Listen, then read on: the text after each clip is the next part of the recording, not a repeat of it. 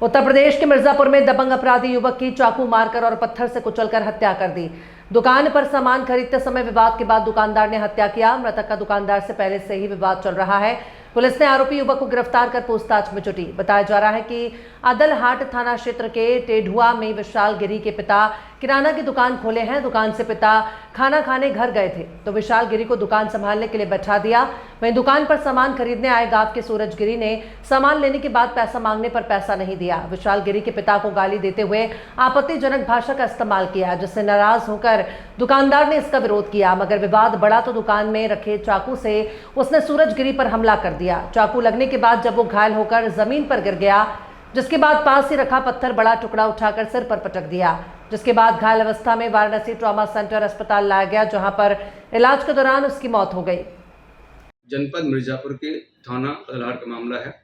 आज दिन में करीब 12:30 बजे थाने को सूचना प्राप्त हुई कि थाना क्षेत्र ग्राम टेढ़ुआ में 2 व्यक्तियों में मारपीट हुई है, जिसमें एक व्यक्ति गंभीर रूप से घायल है।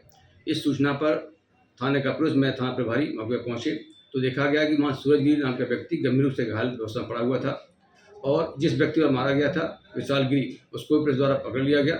और पूछताछ पर यह स्पष्ट हुआ कि इन दोनों व्यक्तियों में मनमुटाव चला रहा था और आज सुबह ये जो विशाल गिरी है अपनी दुकान में बैठा हुआ था तो सूरज गिरी द्वारा इसको साथ कुछ कहा सुनी हुई, फिर मारपीट शुरू हो गई। इसी में घायल हो गया। पुलिस द्वारा तत्काल घायल सूरज गिरी को ट्रॉमा सेंटर वाराणसी भिजवाया गया, जहाँ इलाज में उसकी मृत्यु हो गई है। विशाल गिरी से पूछताछ पर यह भी स्पष्ट हुआ कि 8 महीना पहले इसके पिता से कहा सुनी हुई थी, उसी क्रम में आज इससे झगड़ा हुआ था।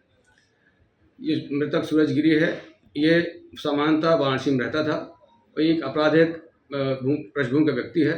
इस पर 7 मुकदमे लूट चोरी आदि के थाना मिर्जा मुराद जीआरपी आदि में पंजीकृत हैं और ये कभी कभी गांव आता था और इसकी छवि एक दबंग व्यक्ति की थी।